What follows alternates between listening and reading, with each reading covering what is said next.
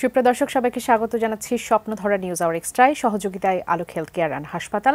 বাবলি ইয়াসমিন পুরো আয়োজন জুড়ে আছে আপনাদের সঙ্গে। আজ আমার নির্ধারিত বিষয় নতুন দল পুরনো চ্যালেঞ্জ। এই বিষয়টি নিয়ে আলোচনা করার জন্য স্টুডিওতে সম্মানিত দুজন অতিথি উপস্থিত আছেন। পরিচয় করে দেব তাদের সঙ্গে। স্টুডিওতে আছেন ব্যারিস্টার রুমিন ফারহানা, সাবেক সংসদ সদস্য ও সহ আন্তর্জাতিক বিষয়ক সম্পাদক বিএনপি। স্বাগত জানাই আপা এই আয়োজনে। আছেন সারোয়ার তুষার, যুগ্ম আহ্বায়ক জাতীয় নাগরিক পার্টি, আপনাকে স্বাগত জানাচ্ছি এই আয়োজনে। ব্যারিস্টার রুমিন ফারহানা, বর্ধিত সভার কথা বলছিলাম 2018-র পর প্রায় 7 বছর পর আপনাদের যে বর্ধিত সভা হলো, সারা দেশ থেকে 3.5 থেকে 4 হাজার আপনাদের প্রতিনিধিরা সেখানে এসেছিলেন। নানান বিষয় নিয়ে আলোচনা হয়েছে, মূলত নির্বাচনকে সামনে রেখে আপনাদের প্রস্তুতি শুরু হয়ে গেল। পুরো রেজলিউশন সম্পর্কে যদি একটু ছোট করে জানতে চাই। আপনাকে অসংখ্য ধন্যবাদ। দীর্ঘ 6-7 বছর, এটা একটা লম্বা সময়, এবং সেই সময় দেশনেত্রী বেগম খালেদা জিয়া কারাগারে যাওয়ার ঠিক 4 দিন আগে আমাদের বর্ধিত সভা হয়েছিল, এবং সেখানে তিনি দলকে ঐক্যবদ্ধ রাখা, তার অবর্তমানে বা তিনি যদি জেলে যান এই সম্ভাবনার কথা তিনি যখন বলেছিলেন, তখন যেন দল সংগঠিত থাকে এবং কোনোভাবেই কোনো উস্কানিতে পা না দেয়, এই নির্দেশনা তার ছিল। এবং 7 বছর পর আবারও তিনি আমাদের সামনে আসলেন ভিডিও বার্তার মাধ্যমে, এবং তার এবারের বক্তব্যটাও যদি আপনি লক্ষ্য করেন, আপনি দেখবেন ঐক্যের কথা বারবার উঠে এসছে তার বক্তব্যে, সহিষ্ণু রাজনীতির কথা তার বক্তব্যে উঠে এসছে, এবং আগামীর পথ চলা কেমন হওয়া উচিত সকল দল মত মানুষকে নিয়ে বহুত্ববাদের যে রাজনীতি, সেটাকেও ইনক্লুসিভ পলিটিক্স যেটাকে বলে, সেটাকে নিয়েও তিনি কথা বলেছেন। এবং সার্বিকভাবে সঙ্গত কারণে এই নির্বাচনটিকে ঘিরেই আসলে সকলের জিজ্ঞাসা ছিল, সকলের কৌতূহল ছিল, এবং নির্বাচন ঘিরেই আসলে আমাদের সকল প্রস্তুতি নিয়ে আলাপ হয়েছে। দেখুন, আমরা তো বাংলাদেশের মানুষ 17 বছর, একটা লম্বা সময় মানুষ ভোট দিতে পারেনি। কি জাতীয় নির্বাচন, কি স্থানীয় সরকার নির্বাচন, কোনোটাতেই কিন্তু মানুষ তার পছন্দের প্রতিনিধি নির্বাচন করা যেটাকে বলে সেটি হয়ে ওঠেনি। সো এত বছর পর নেতাকর্মী থেকে শুরু করে দেশের আপামর সাধারণ মানুষও কিন্তু অপেক্ষা করে আছে যে তারা আসলে তাদের প্রতিনিধি নির্বাচন করবার যেই অধিকার তাদের, সেটা তারা ফিরে পেতে যাচ্ছে। তো সেটিকে ঘিরেই আমাদের আলোচনা হয়েছে, এবং দলকে আরো কি করে সংগঠিত রাখা যায়, এবং ব্যক্তির চেয়ে দল এবং দলের চেয়ে দেশ বড়, বিষয়টি বারবার আলোচনা এসছে। এবং এটি আমাদের শহীদ প্রেসিডেন্ট জিয়াউর রহমান, বিএনপির প্রতিষ্ঠাতা, তার কথা যে ব্যক্তির চেয়ে দল বড়, দলের চেয়ে দেশ। এবং এটি জনাব তারেক রহমান এবং দেশনেত্রী বেগম খালেদা জিয়া তারাও কিন্তু তাদের বক্তব্যে এই বার্তাটি দেবার চেষ্টা করেছেন। আমরা নতুন দলের কথা বলছি, নতুন দলের পক্ষ থেকেও এরকম অনেক কিছুই আসলে মিল থাকে রাজনৈতিক দলগুলোর কথাবার্তার মধ্যে।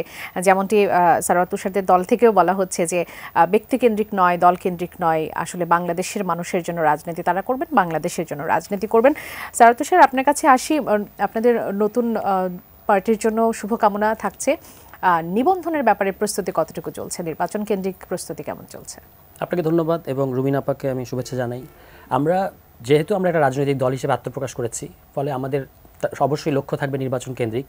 এবং এখন রমজান মাস চলছে, আমাদের দলীয় ফোরাম এখনও সেভাবে আমরা বসতে পারিনি, কারণ জাস্ট 2 দিন হলো। তো আমরা খুব শীঘ্রই বসবো নিজেদের মধ্যে, কিছু ইনফর্মাল বসা হচ্ছে। তো আমরা যেটা সিদ্ধান্ত নিয়েছি বা আলোচনা চলছে, সেটা হচ্ছে যে নির্বাচন কমিশনের কাছ থেকে নিবন্ধন পেতে গেলে একটা ক্রাইটেরিয়া আছে যে আপনাকে 21 জেলায় এবং 100 উপজেলায় অফিস থাকতে হয়। তো সেটা আমরা ঈদের পরে যেন এই কার্যক্রমটা দ্রুতই নিবন্ধনের জন্য অ্যাপ্লাই করতে পারি, সেটার জন্য কিছু ঘরোয়া হোমওয়ার্ক করা দরকার আছে। সেগুলো আমরা এই রোজার মাসে সেরে ফেলতে চাচ্ছি যাতে, এবং আমাদের যে জাতীয় নাগরিক কমিটি যেটা ছিল, সেই কমিটি তো প্রায় 400 কমিটি ছিল, ওয়ার্ড এবং থানা পর্যায়ে এই কমিটিগুলো, এবং এরা তো আসলে একটা রাজনৈতিক দল করার জন্যই এই কমিটিতে এসেছিল। তো এখন যখন পার্টি হয়েছে, তখন এই কমিটিগুলোকে পার্টিতে মাইগ্রেট করার একটা ব্যাপার আছে। তো অর্থাৎ এই প্রশ্নটি আসলে আপনার কাছে আমি করতামই যে জাতীয় নাগরিক কমিটি বা বৈষম্য বিরোধী ছাত্র আন্দোলন, এদের ভবিষ্যৎটা আসলে কি হতে যাচ্ছে, বা এগুলো বিলুপ্ত হয়ে যাবে কিনা? না, বিলুপ্ত হবে না। জাতীয় নাগরিক কমিটি একটা প্রেশার গ্রুপ হিসেবে যেটা আত্মপ্রকাশ করেছিল, সেভাবেই সেটা থাকবে। কিন্তু এখন যে সারা দেশে যে কমিটি দেখতে পাচ্ছেন, এই কমিটিগুলো হয়তো লাগবে না। এটা হয়তো শুধু ঢাকা বেসড কিংবা সর্বোচ্চ বিভাগীয় শহর বেসড একটা সিভিল সিদ্ধান্ত আছে আমাদের মধ্যে, একটা অন্তত নীতিগত সিদ্ধান্তটা নেওয়া আছে। এটা এখন একটা আনুষ্ঠানিকতাটা বাকি আর কি, যেটা একটা প্রেশার গ্রুপ হিসেবে থাকবে, যারা রাজনীতিতে বা বাংলাদেশের জনগণের জন্য কোনটা ঠিক কোনটা উচিত সেই ফরমাইশগুলো করবে, সেটা কখনো বিএনপির সমালোচনা করবে, কখনো এই জাতীয় নাগরিক পার্টিকেও সমালোচনা করবে। মানে এটা যেহেতু রাজনৈতিক দল না, ফলে সে যেটা উচিত সেই কথাটাই বলতে থাকবে আর কি। একটা প্রেশার গ্রুপ যেমন থাকে বাংলাদেশে, এরকম আমরা দেখেছি, এইটা সে ধরনের একটা প্ল্যাটফর্ম হিসেবে থাকবে। আর জাতীয় নাগরিক পার্টি তো একটা রাজনৈতিক দল হিসেবে থাকবে। বৈষম্যবিরোধী ছাত্র আন্দোলনও কথা চলছে, যেহেতু একটা বৈষম্যবিরোধী ছাত্র আন্দোলন একটা আন্দোলনের প্ল্যাটফর্ম হিসেবে বা গণ অভ্যুত্থানের প্ল্যাটফর্ম হিসেবে এটা হয়তো বৈষম্য বিরোধী আন্দোলন হিসেবে আসতে পারে। মানে ছাত্র না, ছাত্রদের প্ল্যাটফর্ম না, বৈষম্য বিরোধী আন্দোলন যারা আসলে মানে ঠিক পার্টি না কিন্তু আন্দোলনের একটা ফোর্স হিসেবে কিভাবে রাখা যায় তাদেরকে। আপনারা তো আসলে লেজুর ভিত্তিক ছাত্র রাজনীতি বন্ধের কথা বারবার বলে এসেছেন, কিন্তু যখন আপনারা পার্টি হয়ে গেলেন তখন আসলে প্রশ্ন আসছে যে বৈষম্য বিরোধী ছাত্র আন্দোলন বা জাতীয় নাগরিক কমিটি তারা কি আপনাদের সেই একই মোড়কে আসলে লেজুর ভিত্তিক ছাত্র রাজনীতির যে প্রশ্নটি সেটি হতে যাচ্ছে থাকবে না? কারণ হচ্ছে বৈষম্য বিরোধী ছাত্র আন্দোলন তো কোনো সংগঠনের লেজুর না, বরং বৈষম্য বিরোধী ছাত্র আন্দোলন একটা রাজনৈতিক দল উপহার দিয়েছে বাংলাদেশকে, এবং জাতীয় নাগরিক কমিটিও। এই দুটো সংগঠন মিলেই আসলে এই আমরা বলেছি যে বৈষম্য বিরোধী ছাত্র আন্দোলনের নেতৃত্বে জাতীয় নাগরিক কমিটির উদ্যোগে একটা দলটা এসেছে। ফলে এটা লেজুর ভিত্তিক না। এবং আপনি নিশ্চয়ই খেয়াল করেছেন এর মধ্যে একটা স্বাধীন ছাত্র সংগঠন আত্মপ্রকাশ ঘটেছে, যার গণতান্ত্রিক ছাত্র সংসদ নামে।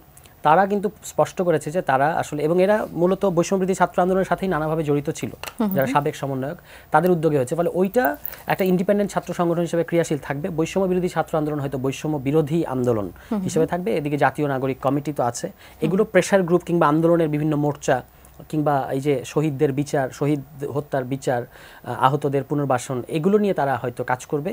আর সংস্কারের প্রশ্নে হয়তো তাদের কিছু অবস্থান থাকবে, কিন্তু তারা কখনোই আর রাজনৈতিক দল পার্টির সঙ্গে একেবারে সরাসরি কোনো সম্পৃক্ততা থাকছে না। সরাসরি সম্পৃক্ততা থাকবে না। তারা যেটা রাজনীতি, আমরা যখন ধরুন এটা খুব ফ্র্যাঙ্কলি বলতে গেলে, আমরা যখন রাজনৈতিক দল, তখন তো আমাদের নির্বাচন যেহেতু সামনে খুবই দ্রুততম সময়ের মধ্যে নির্বাচন আমরা দেখতেই পাচ্ছি, এই বছরই নির্বাচন হবে। একটু আগে প্রধান উপদেষ্টা একই ধরনের কথা বললেন। তাহলে তো এই যে পার্টি যেটা হয়েছে, তাকে তো আসলে নির্বাচন কেন্দ্রিক এক ধরনের তৎপরতা বা গোছানোর মধ্যে থাকতেই হবে, কিছু করার নাই। আর এই যে জাতীয় নাগরিক কমিটি এবং বৈষম্য বিরোধী আন্দোলন, তাদের তো আর নির্বাচনের ট্রেন ধরার কোনো তারা নাই। ফলে তারা যেটা বাংলাদেশের জন্য সর্বোচ্চ উচিত যে ঘটনাটা যেটা হওয়া দরকার, সেই কথাগুলো তারা অ্যাডভোকেসি করতে থাকবে, একটা প্রেশার গ্রুপ হিসেবে থাকবে। এই ফরমেশনে আমরা ভেবেছি আর কি। আচ্ছা, যেমনটি রুমিন আপা বলছিলেন যে বিএনপির কাছে ব্যক্তির চেয়ে দল বড়, দলের থেকে দেশ বড়। আপনারাও বলেন যে ব্যক্তি কেন্দ্রিক বা দল কেন্দ্রিক নয়, বাংলাদেশের জন্য রাজনীতি করবেন, বাংলাদেশের মানুষের জন্য রাজনীতি করবেন। বিএনপি বা অন্যান্য দলের সাথে আপনাদের তফাৎটা আসলে কোথায়? তফাৎ হচ্ছে যে এই প্রথম বাংলাদেশে কোনো রাজনৈতিক দল, মেইন স্ট্রিম রাজনৈতিক দল, যারা একটা ব্যবস্থা পরিবর্তনের কথা বলছে, যে আমরা একটা গণতান্ত্রিক ব্যবস্থা পরিবর্তন করতে চাই। আপনি দেখেছেন যে আমরা আমাদের ঘোষণাপত্র, যেটা ওপেনিং স্টেটমেন্ট নাহিদ ইসলাম পড়েছেন, সেখানে তিনি কিন্তু বলেছেন একটা গণপরিষদ নির্বাচনের কথা, সংবিধান পরিবর্তনের কথা এবং ফ্যাসিবাদী ব্যবস্থার বিলোপ। এটা তো আমরা হুট করে বলছি না, এটা 3 অগাস্ট থেকেই এটা লাখো জনতার উপস্থিতিতে তখন বলা হয়েছিল। এখন সেইটাকেই আরও এক্সপ্যান্ড করে, ওই কথাটাকে, ওইটার মর্মশ্বাসকে ধরে আরও এক্সপ্যান্ড করে এই রাজনৈতিক দলগুলো এই রাজনৈতিক দলটা তার যে ঘোষণাপত্র এবং তার যে কর্মসূচিগুলো থাকবে সামনে, আমরা তো এখন কর্মসূচি ডিক্লেয়ার করি নাই। বিএনপি যেমন 31 দফা আছে, আমাদেরও তো এরকম দফা থাকবে। আমরা ঘোষণাপত্রটা হচ্ছে যার উপর আমরা দাঁড়িয়ে আছি, মানে এটার প্রেক্ষাপট এবং সামনের অভিমুখ, এটা এখানে মোটা দাগে বলা গেছে। কিন্তু ওই ঘোষণাপত্রের যে এসেন্সগুলো, এগুলো যে আমরা বাস্তবায়ন করতে গেলে আমাদের কিছু সুনির্দিষ্ট ইশতেহার লাগবে, কর্মসূচি লাগবে। সেটার কাজ ইতিমধ্যেই চলছে এবং সেটা আমরা খুব শীঘ্রই প্রকাশ করব। তখন সেখানে আপনি দেখতে পাবেন যে এই মানে আমরা যে রাজনীতিগুলোর কথা বলেছি সেটা আরও মানে পরিষ্কারভাবে ওখানে বলা থাকবে। এবং আমরা ইতিমধ্যেই যেগুলো বলেছি সেগুলো তো আপনারা খেয়াল করেছেন, পরিবারতান্ত্রিক রাজনীতির বিরুদ্ধে, দুর্নীতিমুক্ত বাংলাদেশের কথা, গণতান্ত্রিক বাংলাদেশের কথা, মৌলিক অধিকার যেখানে নিশ্চিত করা হবে, এরকম অনেকগুলো অর্থনীতির ক্ষেত্রে আমরা সেগুলো বলা আছে। রুমিন আপা, আপনার কাছ থেকে একটু জানি যে নতুন দলের সারওয়ার তুষার যখন বলছিলেন রাজনৈতিক দলগুলো থেকে কেন আলাদা হবে, বিএনপি থেকে কেন আলাদা হবে, আপনার কোনো প্রশ্ন আছে কিনা নতুন দলের প্রতি? সারওয়ার তুষার যেহেতু আমাদের সঙ্গেই আছেন, আপনি কোনো প্রশ্ন করতে চাইবেন কিনা? না, আমি খুবই মাইনিউটলি এই দলটা ফর্ম করার আগে থেকে গত 6 মাস ধরে আমি খুবই ফলো করছিলাম এবং আমি বুঝতে চাইছিলাম যে আসলে নতুন এই রাজনৈতিক দলটি কি বার্তা দিতে চাইছে। আমরা দেখেছি যে সমাজের যারা সচেতন মানুষ, তাদের কিন্তু সকলেরই আকাশচুম্বী একটা প্রত্যাশা এই নতুন দলটির প্রতি ছিল। এবং তারা যারা ব্যবস্থার পরিবর্তনের কথা বলছে, যারা সংস্কারের কথা বলছে, যারা নতুন ধারার রাজনীতির কথা বলছে, তারা আসলে কেমন রাজনীতি করতে যাচ্ছে সেদিকে কিন্তু পুরো বাংলাদেশের একটা চোখ আছে অবভিয়াসলি।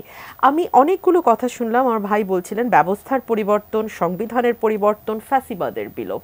দেখুন, আপনারা যদি একটু লক্ষ্য করেন, বিএনপি 2016 সালে বিএনপির চেয়ারপারসন দেশনেত্রী বেগম খালেদা জিয়া যখন ভিশন 2030 ঘোষণা করলেন, সেখানে কিন্তু পরিষ্কারভাবে বলা আছে যে একক দলের যেই আধিপত্য সংবিধান দেয় এবং একক দল যদি এককভাবে 2/3 মেজরিটি, ওভারওয়েলমিং মেজরিটি নিয়ে পার্লামেন্টে যায়, তখন কি করে ধীরে ধীরে একটা দল মনস্টার হয়ে উঠতে পারে, এটার একটা ভিভিড ডেসক্রিপশন বা এক ধরনের বার্তা তিনি 2016-তে দিয়েছেন। এবং সেটা চেক অ্যান্ড ব্যালেন্স করবার জন্য তিনি বলেছিলেন সংবিধানের পরিবর্তনের কথা, যেটা আজকে নতুন দল বলছে। এটা 2016 সালে আপনি আমাদের ভিশন 2030টা দেখলে দেখবেন সংবিধান পরিবর্তন। কিরকম পরিবর্তন? প্রধানমন্ত্রী এবং রাষ্ট্রপতির ক্ষমতার একটি ভারসাম্য, ব্যালেন্স নিয়ে আসা, এক ব্যক্তি দুবারের বেশি প্রধানমন্ত্রী না হওয়া, দলের প্রধান এবং রাষ্ট্রের প্রধান, দলের প্রধান এবং সরকারের প্রধান দুজন আলাদা ব্যক্তি হওয়া, এবং 70 অনুচ্ছেদের একটি সংস্কার, সেই সঙ্গে আপনার বিচার বিভাগের সংস্কার, আইন বিভাগের সংস্কার, নির্বাহী বিভাগের সংস্কার, ইত্যাদি ইত্যাদি ইত্যাদি, মিডিয়ার সংস্কার, অন্যান্য যে প্রতিষ্ঠানগুলো আছে সেগুলো সংস্কারের কথা ভিশন 2030-তে এসেছে। এর ধারাবাহিকতায় 27 দফা দেয়া হয়েছিল, তারপরে সকলের সঙ্গে মিলিতভাবে বিএনপি 31 দফা ঘোষণা করেছে। এবং আজকে যেই নতুন পরিবর্তনের কথাগুলো নতুন দল বলছে, এই পরিবর্তনগুলো কিন্তু মোরালেস ইনক্লুডেড আছে ওখানে। সো আমার কাছে যেটা মনে হয়েছে যে দলগুলোর মধ্যে আসলে সেই অর্থে খুব বড় মত পার্থক্যের কোনো জায়গা আছে তেমনটি আমরা মনে করছি না। হ্যাঁ, নতুন দল পরিবারতন্ত্রের বিরুদ্ধে কথা বলছে।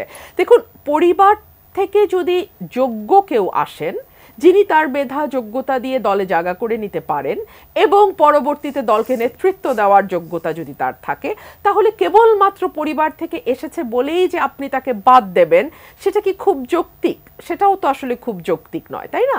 আমাদের উপমহাদেশের পলিটিক্যাল কালচারটা যদি আমরা একটু দেখি, এটা ভালো মন্দ এটা নিয়ে আসলে ডিবেট হতে পারে, কিন্তু বাস্তবতা হচ্ছে মানুষ ঐক্যের প্রতীক হিসেবে একটা পরিবারকে চায়।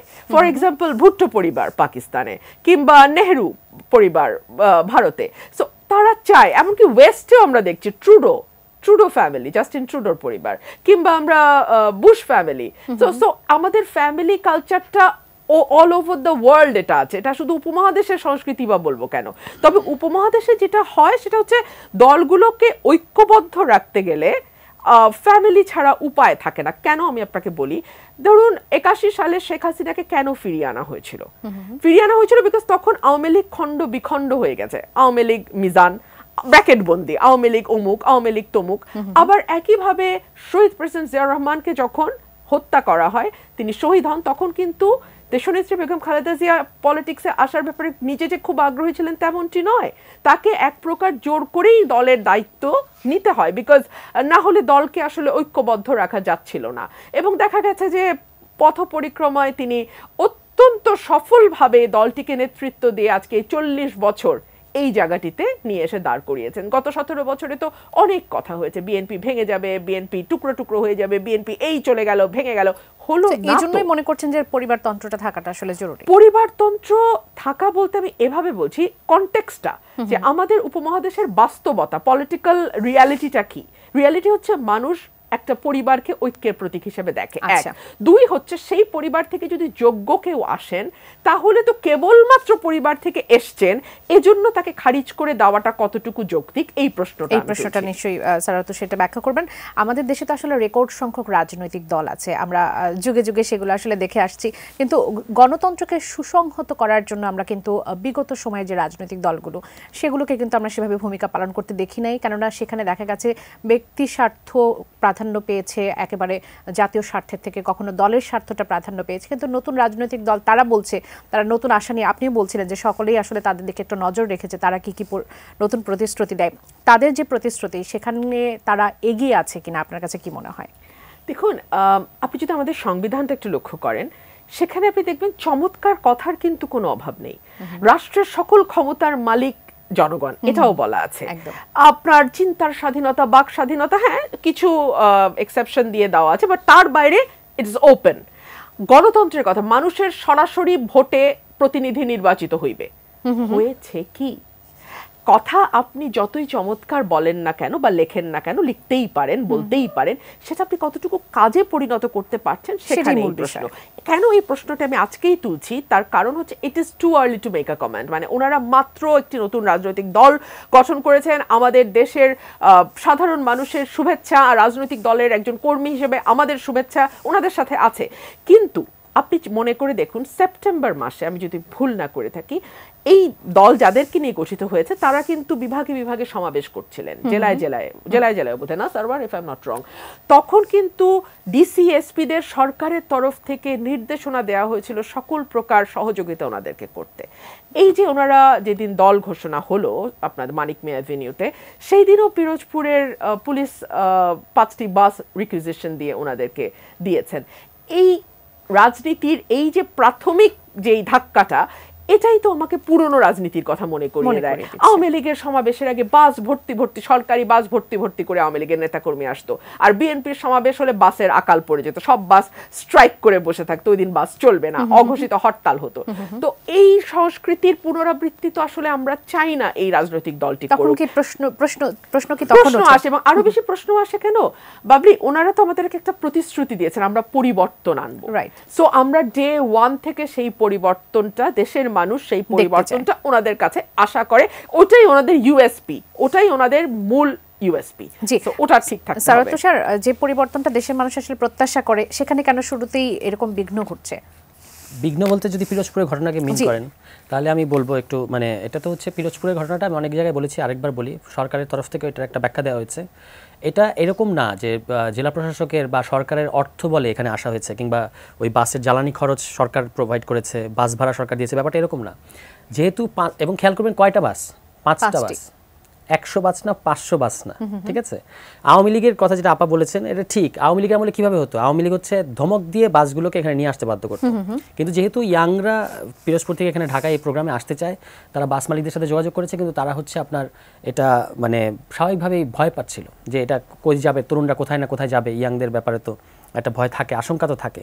সেখান থেকে হচ্ছে তারা তখন যখন দিচ্ছিল না, তখন বলছে অনুমতি লাগবে, তখন তারা শহীদ পরিবারকে দিয়ে ডিসিকে অনুরোধ করিয়েছেন, এবং ডিসি শুধু বলেছেন যে ওরা একটা প্রোগ্রামে যাবেন, আপনি এটা একটু দেখেন ফ্যাসিলিটেট করতে পারেন কিনা। খরচ থেকে শুরু করে জ্বালানি খরচ, বাস ভাড়া, বাসের খরচ, সকল খরচ তো আমরাই বহন করেছি, ঠিক আছে। তো এইটা আমি যেমন ধরুন, আপনি যদি ঢাকায় আজকে একটা সমাবেশ করেন, আপনার কি সরকারের কাছ থেকে কোনো জায়গা নিতে হবে না? বা আপনাকে গাড়িগুলো পার্কিং করতে সরকার কোনো জায়গা দেবে না? দেবে তো। তো সেটার মানে কি সরকারের কাছ থেকে আপনি সুবিধা নিচ্ছেন? মানে এটাকে একেবারে এই সুবিধা নিচ্ছেন না, এটাকে একেবারে বাতিল করে দেবার মতো বিষয় না। আমি তো বললাম যে এখন এটা তো সত্য যে জেলা প্রশাসক এখানে রেকমেন্ড করেছে বাসগুলো নেওয়ার ক্ষেত্রে, 5টা বাস নেওয়ার ক্ষেত্রে। এখন কিন্তু সেটাকে আমি যে কনটেক্সটটা বললাম, এটা আপনি বিবেচনা করে তারপর এটাকে কি ওই যে আলোচনাটা চলছে সরকারের পৃষ্ঠপোষকতায়, ওই ফ্রেমে ফেলবেন। কারণ সরকার বলেছে যে এখানে আমাদের কোনো ভূমিকা নেই, পিরোজপুরের ডিসি শহীদ পরিবার অনুরোধে করেছেন। এখন তবু যে এটাকে আমরা কি সরকারি ইয়েতে, এখন আপনি ওই আপনাদের অনেক চ্যানেল কিন্তু ওখানে ছিল, আশরাফ কায়সার নিজে উনি একজন প্রথিতযশা সাংবাদিক, উনি ওখানে উপস্থিত ছিলেন, অনেকের সাথে কথা বলেছেন। সেখানে কি পাচ্ছি আমরা, প্রত্যেকে বলছে তারা নিজ গরজে এসছে, আমরাও জানি না এরা কারা। আহতরা নিজ গরজে এসছে বলেছে এরা আমাদের দল, ঠিক আছে। এখন এই পুরো জিনিসটা এটা বুঝতে হবে যে মানুষের ইমোশনটা, তরুণদের ইমোশনটা এখানে এইভাবে অ্যাটাচ করা বা জড়িয়ে আছে। একটা ঘটনা এখানে এরকম ঘটেছে, না ঘটলেই হয়তো সবচেয়ে ভালো হতো, মানে এই তর্কটা আমাদের করতে হতো না। কিন্তু যেহেতু ঘটেছে, কিন্তু এটাকে কেন্দ্র করে ধরেন আমরা যদি পুরোটাকে বলতে চাই যে পুরো ঘটনাটা এরকম একটা ফেব্রিকেটেড বা মানে একটা দলকে কৃত্রিম উপায়ে গড়ে তোলা হচ্ছে, এটা ঠিক হবে না, ঠিক হবে না। একটু প্রশ্ন করি, সেটা হচ্ছে রাজনৈতিক দলগুলোর তো আসলে প্রধান শক্তি হচ্ছে জনশক্তি, বিশেষ করে তৃণমূলের জনশক্তিটা সব থেকে বড় শক্তি হিসেবে কাজ করে। সেক্ষেত্রে দলের ভেতরের কোন্দল কিন্তু পুরনো যে দলগুলো আছে কম বেশি সেটা আমরা দেখতে পাই। আপনাদের মধ্যেও নিজেদের মধ্যে যারা বৈষম্য বিরোধী ছাত্র আন্দোলন বলি, জাতীয় নাগরিক কমিটি বলি, সারা দেশব্যাপী যারা এই আন্দোলনে মুখ্য ভূমিকা পালন করছে, তাদের মধ্যেও যারা বিভিন্ন জায়গা থেকে আমরা দেখেছি কিছুটা কোন্দলের আভাস কিন্তু আমরা দেখেছি। বিশেষ করে বেসরকারিদের সঙ্গে একটা কোন্দলের ব্যাপার আমরা অতি সম্প্রতি আসলে দেখতে পেয়েছি। শুধুমাত্র ঢাকা কেন্দ্রিক তৎপরতা যদি দিয়ে আমি চিন্তা করি, সেটি দিয়ে কি আসলে নির্বাচনের দিকে আপনারা ধাবিত হতে পারবেন, বা দেশব্যাপী তৃণমূল পর্যায়ে আপনাদের কর্মসূচিগুলো বা কার্যক্রমগুলো আসলে কি হচ্ছে? না, প্রথম কথা হচ্ছে যে একদমই আমরা ঢাকা ভিত্তিক দল এটা হবে না, হওয়ার কোনো বাস্তবতা নাই। আমরা সারা দেশেই আমি তো বললাম যে আমাদের সারা দেশে ইতিমধ্যেই 400 মতো কমিটি আছে, যেগুলো এই দলে আসবে, নানাভাবে আসবে। ফলে ইতিমধ্যে একটা সাংগঠনিক কাঠামো আমাদের আছে, কিন্তু সেটা তো বলেন বৈষম্য বিরোধী ছাত্র আন্দোলন, না সেটা জাতীয় নাগরিক কমিটির এরা কিন্তু এটা তো একটা আপনার প্রি পার্টি স্টেজ ছিল। আপনি বললেন যে বৈষম্য বিরোধী দুঃখিত জাতীয় নাগরিক কমিটি আপনাদেরও সমালোচনা করবে, কিন্তু এখন তো বলছেন যে আবার মানে এই তাদের কমিটি নিয়ে চলে যাওয়ার পরে পুনর্গঠনের পরে যে জাতীয় নাগরিক কমিটি হবে, এটা তো একটা পুনর্গঠন হবে এখন। পুনর্গঠনের পরে যে জাতীয় নাগরিক কমিটি হবে সেটা আমি বলছি যে সেটা দরকার হলে আমাদেরও সমালোচনা করবে, কিন্তু যারা একটা রাজনৈতিক দল করার আকাঙ্ক্ষা নিয়ে এসেছিল তারা তো জাতীয় নাগরিক কমিটিতে এখন তাদের কোনো কাজ নাই। যেমন আমি আর জাতীয় নাগরিক কমিটিতে নাই কেন? আমি নাই তার কারণ হচ্ছে আমি তো রাজনীতি করতে চাই এবং এই কারণে আমি দলে এসেছি। তো এই পুনর্গঠনটা ঘটবে এবং আমরা বারবার বলেছি, যেমন ধরুন আমরা খুব শুনতে পাই যে বিএনপির বাংলাদেশে এত % একটা বাধা ভোট আছে, আওয়ামী লীগের একটা বাধা ভোট আছে। এটা প্রত্যেকটা রাজনৈতিক দলের ক্ষেত্রেই সত্য ঘটনা। আওয়ামী লীগের কতটা সত্য এটা নিয়ে আমার এখন প্রশ্ন আছে, কারণ আওয়ামী লীগ সর্বশেষ 2008 সালে ভোট করেছে, কিন্তু বিএনপির একটা মানে সমর্থক গোষ্ঠী আছে বড় আকারে, এই ব্যাপারে কোনো সন্দেহ নেই। আমরা ওই ধরনের একটা সারা দেশে একটা শক্ত জনভিত্তি করতে চাই এবং সেখানে তরুণ যারা আছে, মানে যাদেরকে জেনজি বলা হচ্ছে, সেই জেনজিদের কাছে আমরা মূলত তাদের কাছে আমরা যেতে চাই। মানে এই না শুধু আমরা তরুণদেরকে নিয়ে দলটা করতে চাই, কিন্তু তরুণদেরকে আমরা প্রধানত মানে আকৃষ্ট করতে চাই কেন? কারণ একটা তরুণের তার পরিবারের মধ্যে মানে ধরুন এখন কি হবে, একটা আজকে এবার যে নতুন যে ভোটারটা হচ্ছে সেই ফ্যামিলিতে আসলে 3 জন ভোটার, বাবা মা এবং সেই ছেলে বা মেয়ে। তো আমরা যদি ছেলে আর মেয়েটাকে মানে যদি প্রভাবিত করতে পারি, সে প্রভাবিত করবে তার বাবা মাকে। এবং আমরা কিন্তু বলে দিচ্ছি যে খুব বেশি মানে উচ্চাশা আপনার সামনে আমি প্রকাশ করব না, কিন্তু সামনে নির্বাচনটা খুব সহজও হবে না, কারণ এবার প্রচুর সুইং ভোট থাকবে এবং আমরা বলবো বা বলা শুরু করেছি যে নতুনদের ভোট নতুন মার্কায় হোক। কেন এটা বলাটার ইম্পর্টেন্স হচ্ছে এই কারণে, যেমন আমার বাবা বা আমার মায়ের একটা মার্কার প্রতি ভালোবাসা আছে, যে মার্কায় তিনি ভোট দিয়েছেন বা দিয়ে অভ্যস্ত, তিনি ওই মার্কাটাকে খোঁজেন যখন ভোট দিতে যান। কিন্তু এবার যে বিপুল সংখ্যক নতুন ভোটার আসছে তাদের তো কোনো মার্কার প্রতি ওই ইয়েটা নাই, অ্যালাইনমেন্টটা নাই, তাদের জন্য একটা নতুন মার্কার। তো আমরা যখন যদি বলা শুরু করি যে নতুনদের ভোট, এটা তো ইলেকশন ক্যাম্পেইনে প্রত্যেকটা দলের স্ট্র্যাটেজি থাকবে। আমি আগেই ফাঁস করে দিলাম অন রেকর্ড, ঠিক আছে, যে আমরা এটা বলা শুরু করব, তখন কি হবে বলা যায় না। তিনিও আপনাদের সাথে কথা বলতে চান। দর্শক স্বাগত জানাচ্ছি, কে বলছেন, কোথা থেকে বলছেন, আপনার প্রশ্ন করবেন। আমার নাম মোহাম্মদ রাশেদ, আমি ঠাকুরগাঁও সদর থেকে বলতেছিলাম। জি বলবেন। আমার প্রশ্ন হচ্ছে, এরা যে নতুন দল করলো এদের অর্থটা কোথা থেকে আসছে, এক। দ্বিতীয়ত, এই যে আন্দোলনের সময় অনেক যুদ্ধাহত ভাই হাত পা হারাইছে, এদের এটা গুরুত্ব দেয় না, এদের খোঁজ খবর এনে না, হুট করে নতুন রাজনৈতিক দল নিয়ে ব্যস্ত, এত টাকা এরা পায় কোথায়, ওদের ট্রিটমেন্ট দেয় না কেন? আপনাকে ধন্যবাদ। থাকুন আমাদের সঙ্গে, আরো একজন দর্শক আছেন, তার প্রশ্নটি নিতে চাই। দর্শক স্বাগত জানাচ্ছি, কে বলছেন, কোথা থেকে বলছেন, আপনার প্রশ্ন করবেন।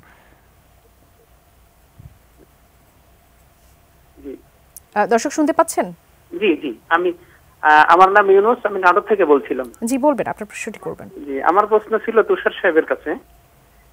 আমরা হলো যে কোটা আন্দোলন করলাম 71 সালে, যে মুক্তিযোদ্ধাদের সন্তানদের যে কোটা ছিল সেই কোটা বাতিলের জন্য, মেধার জন্য আন্দোলন করা হলো, নিঃসন্দেহে ধন্যবাদ, এবং একজন ফ্যাসিস্ট সরকারকে বিতাড়িত করা হলো, জন্য ধন্যবাদ পাওয়ার যোগ্য তারা।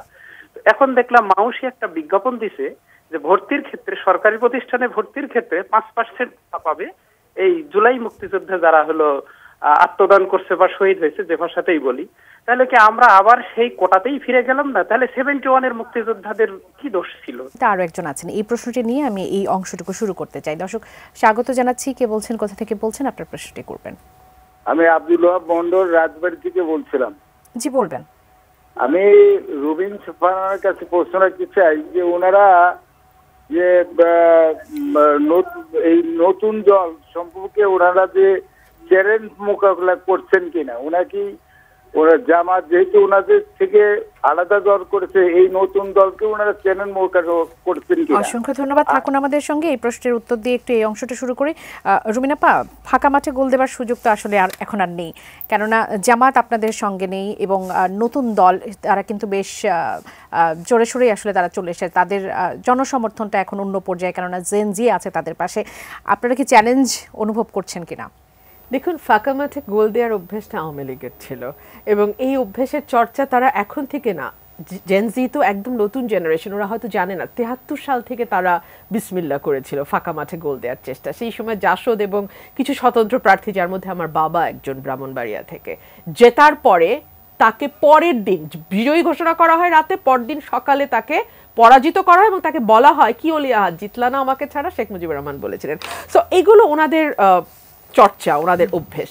বিএনপি তো সেই দল যার হাত ধরে শহীদ প্রেসিডেন্ট জিয়া রহমানের হাত ধরে বাংলাদেশে সকল রাজনৈতিক দল আবার নতুন করে রাজনীতি করার সুযোগ পায় বাংলাদেশে, বিকজ তার আগে তো বাকশাল কায়েম করে গিয়েছিল আওয়ামী লীগ, সেখান থেকে আওয়ামী লীগ তার নিজের নামে আবার রাজনীতি করা শুরু করে শহীদ প্রেসিডেন্ট জিয়া রহমানের কল্যাণে, সেখান থেকে জামাত ইসলাম রাজনীতি করা শুরু করে। সুতরাং আজকে যে দলগুলো আমরা দেখছি একেবারে নতুন গঠিত দল কয়েকটি ছাড়া, যেই দলগুলো পুরনো যেগুলো আছে তারা সকলেই কিন্তু সেই সময়েই তৈরি, সেই সময় আবার নতুন করে রাজনীতি করা শুরু করে।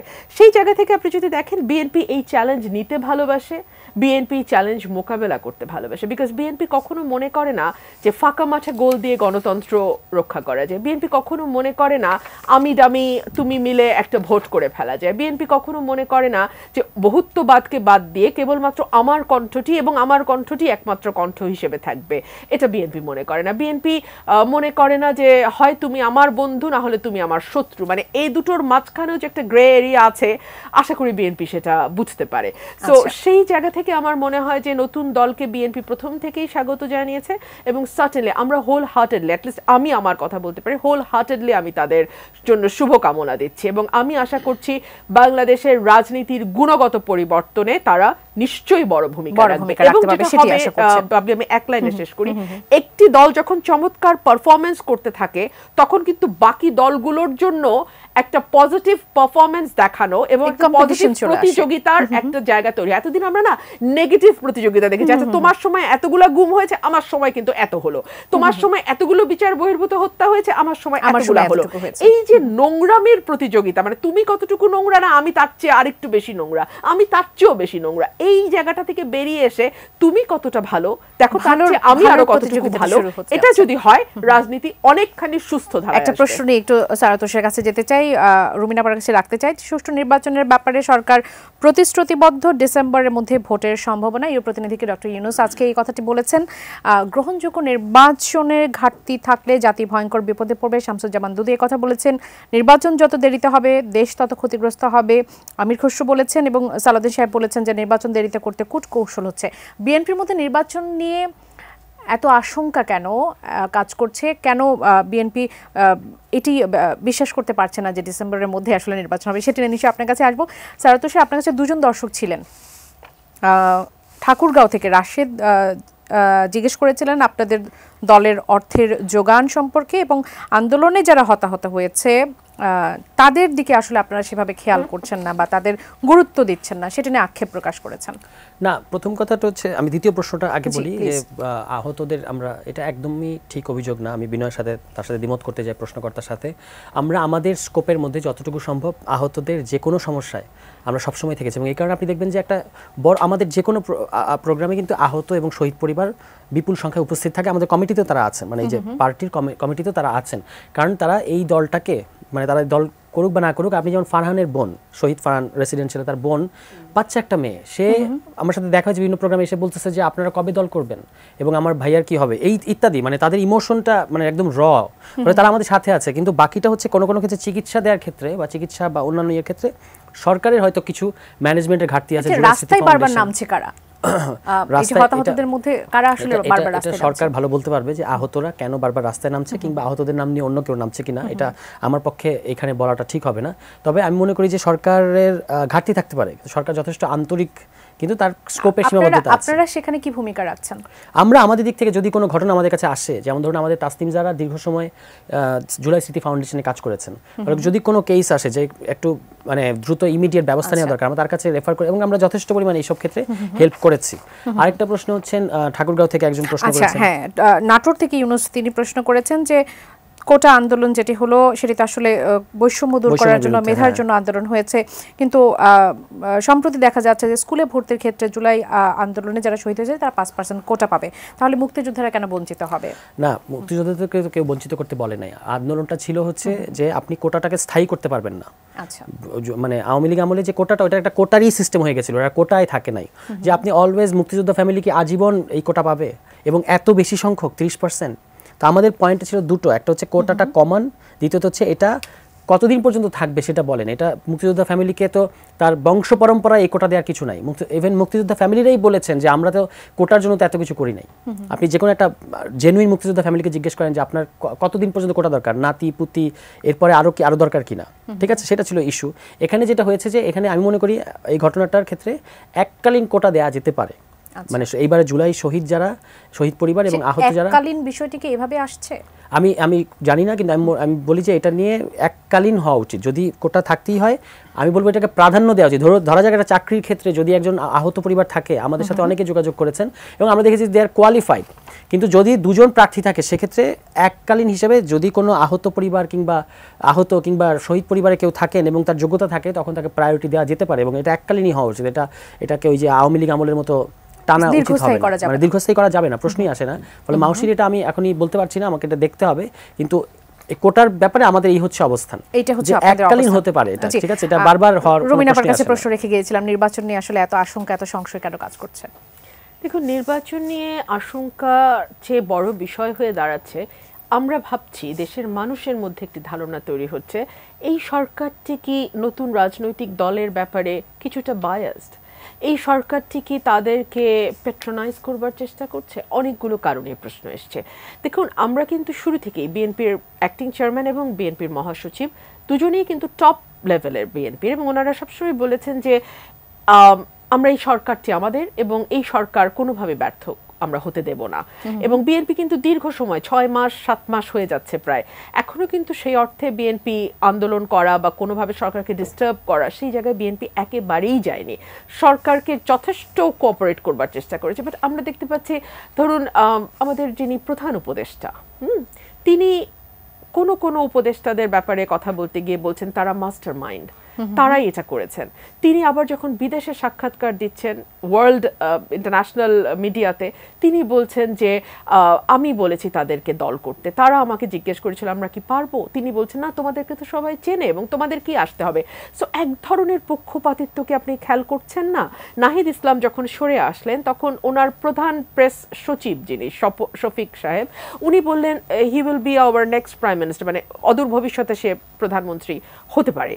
সো এই কথাগুলো জনমনে এক ধরনের পারসেপশন তৈরি করে যে এই সরকারটি হয়তোবা নতুন রাজনৈতিক দলকে পৃষ্ঠপোষকতা দিচ্ছে বা একটা স্পেস দিতে চাচ্ছে। এখন ওনাদের যে বক্তব্য, ডিসি এসপি প্রশাসনে যারা আছে, যারা নির্বাচনটি পরিচালনার দায়িত্বে থাকে, ওনারা কতটুকু মিন করছেন বা কতটুকু প্যাট্রোনাইজ করার জন্য বলছেন আমি জানি না, কিন্তু বার্তাটা কি যাচ্ছে মাঠ পর্যায়ে বার্তা যাচ্ছে যে প্রধান উপদেষ্টা এবং তার উপদেষ্টা পরিষদ তারা হয়তো বা চাইছে যে এই দলটি ভালো করুক নির্বাচনে, এই বার্তা ভালো প্রস্তুতি নিয়ে আসুক, ভালো, হ্যাঁ একদম। সুতরাং এই বার্তাটি কিন্তু মাঠ পর্যায়ের প্রশাসনকে বায়াসড করার জন্য, কোনো একটি দলের প্রতি টিল্টেড হয়ে যাওয়ার জন্য যথেষ্ট এই বার্তা।